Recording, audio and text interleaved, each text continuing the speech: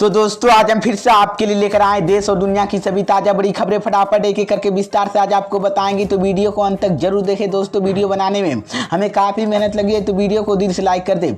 जी हाँ दोस्तों, पहली खबर में आपको बता दें कि ज्ञानवापी मामले में हिंदू पक्षकारों में पड़ी फूट, मुस्लिम समुदाय के हाथों को बिकने का लगाया आरोप। तो वहीं आपको बताएंगे दोस्तों कि आरएसएस की मानहानि मामले में राहुल गांधी के खिलाफ सुनवाई टली, 3 दिसंबर को होगी अगली सुनवाई। तो वहीं आपको बताएंगे दोस्तों कि देश में 5G सेवा शुरू होने पर अखिलेश यादव ने बीजेपी पर साधा निशाना। तो वहीं आपको बताएंगे दोस्तों कि जम्मू कश्मीर के पूर्व मुख्यमंत्री महबूबा मुफ्ती ने भाजपा पर लगाया आरोप, कहा 2024 के चुनाव के बाद भाजपा भारतीय संविधान को कर देगी समाप्त। तो दोस्तों सभी खबरों की जानकारी एक एक करके विस्तार से बताने वाले दोस्तों। इससे पहले आपसे एक छोटी सी रिक्वेस्ट करें दोस्तों, अगर आपको भी लगता है कि देश में होने वाले तमाम चुनाव ईवीएम से ना होकर के बैलेट पेपर से होना चाहिए, अगर आप भी मेरी बात का दिल से समर्थन करते हैं तो आप इस वीडियो को लाइक करके चैनल को सब्सक्राइब जरूर कर लीजिए और साथ में बेल आइकन भी प्रेस कर लीजिए और वीडियो को ज्यादा से ज्यादा शेयर कीजिए।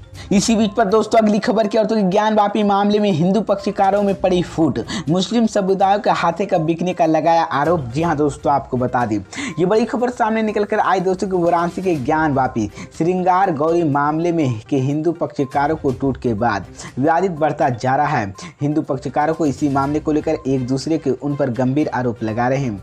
ज्ञानवापी मामले में हिंदू पक्षकारों में एक ही जीतने सिंह विशन के बयान जारी करके बाकी हिंदू पक्षकारों पर गंभीर आरोप लगाया जा रहा है।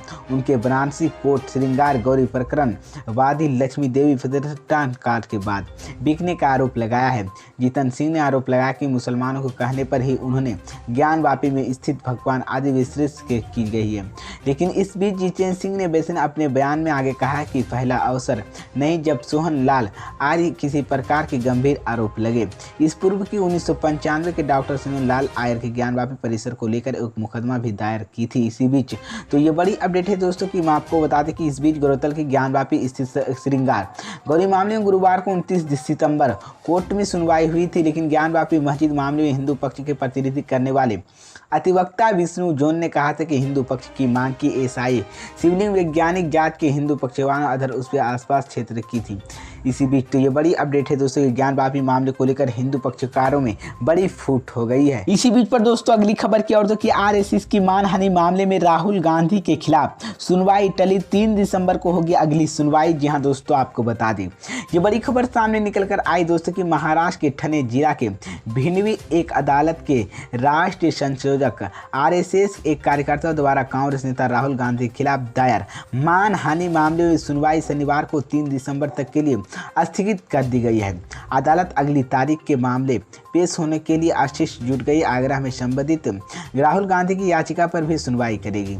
सविता दीवानी न्यायाधीश और जामिनिक मजिस्ट्रेट प्रथम श्रेणी जेएमएफसी के एलवीसी वेंडिकर आरएसएस कार्यकर्ताओं के राज्य कोर्ट द्वारा राहुल गांधी के खिलाफ दायर मानहानि मामले में सुनवाई कर रहे थे। कोर्ट ने 2014 की भिंडवी गांधी भाषण के बाद मामला दायर कर लिया गया था, जिसमें से कांग्रेस नेता ने आरोप लगाया कि महात्मा गांधी की हत्या के पीछे आरएसएस का हाथ था। कुटुंबे ने दावा किया कि इस बयान में संघ की प्रतिष्ठा ठोस पहुंची है।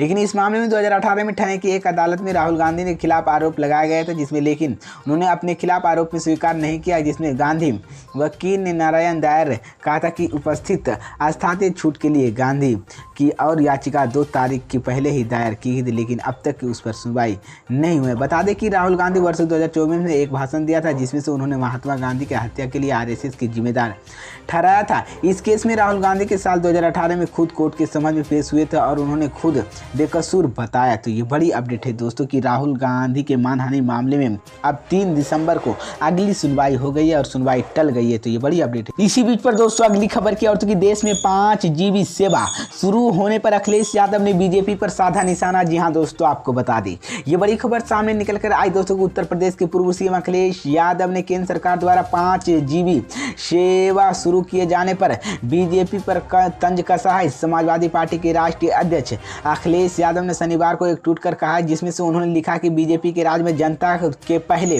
ही 5GB मिल रहा है। लेकिन अखिलेश यादव ने ट्विटर किया अकाउंट पर कहा गया कि बीजेपी के राज में जनता के 5GB पहले से ही मिल रहा था और 5GB गरीबी 5GB घोटाला, 5GB घोपला और 5GB घलमोल किया जा रहा है। सपा नेता अखिलेश यादव ने केंद्र और राज्य की सीतामढ़ी बीजेपी पर निशाना साधते हुए उधर 5 जीबी सेवा की शुरुआत की सौगात करते हुए सीएम योगी आदित्यनाथ को लिखा कि आदरणीय प्रधानमंत्री द्वारा आज देश में 5 जीबी सेवाओं को शुभारंभ विकसित भारतीय डिजिटल भारत के अमृत प्राण की सिद्ध नारायण विजन नए भारत की शांति की आज से मिली रही है 5 जीबी गति निठट की है। लेकिन इस बीच पीएम नरेंद्र मोदी ने आज राजधानी की दिल्ली में 5 जीबी सेवाओं की शुरुआत की है और भारत ने 4 दिन तक चलने वाले इंडियन मोबाइल कांग्रेस की भी शुरुआत की है। देश की 2 बड़े टेलीकॉम कंपनियां जियो और एयरटेल मानहानि की इसकी सेवा शुरू करने जा रहा है। इसी बीच तो ये बड़ी अपडेट है दोस्तों कि देश में 5 जीबी शुरू होने को लेकर अखिलेश यादव ने बीजेपी पर निशाना साधा है। इसी बीच पर दोस्तों अगली खबर की ओर तो कि जम्मू कश्मीर के पूर्व मुख्यमंत्री महबूबा मुफ्ती ने भाजपा पर लगाया आरोप, कहा 2024 के चुनाव के बाद भाजपा भारतीय संविधान कर देगी समाप्त। जी हां दोस्तों, आपको बता दें ये बड़ी खबर सामने निकल कर आई दोस्तों कि पीपुल डेवलपमेंट पार्टी के अध्यक्ष और पूर्व मुख्यमंत्री महबूबा मुफ्ती ने वीरवार को सभी गौर भाजपा दलों को एक मंच पर आने पर जोर देते हुए कहा है कि 2024 के संसदीय चुनाव के बाद भाजपा भारतीय संविधान को समाप्त कर देगी। यही नहीं, वो राजध्वज तिरंगे जगह भी भगवा झंडा करेगी।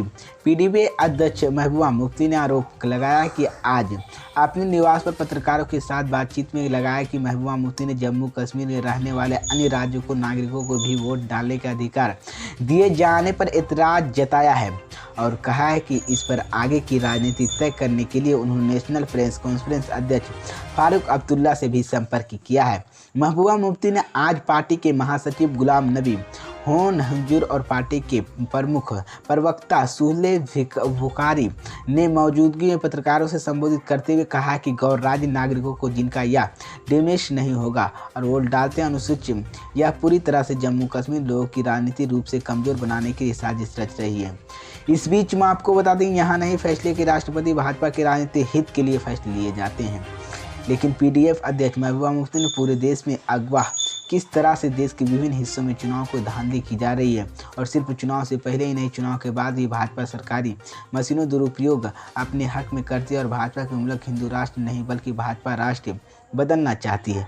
लेकिन मैं आपको बता दूं उन्होंने कहा है कि अनुच्छेद 370 हटाया गया है, जिस तरह से राष्ट्रीय संविधान मर्दत भाग किया गया और जम्मू कश्मीर के विशेष दर्जा समाप्त करने के बाद भाजपा ने जम्मू कश्मीर के पूरे देश बेच दिया है।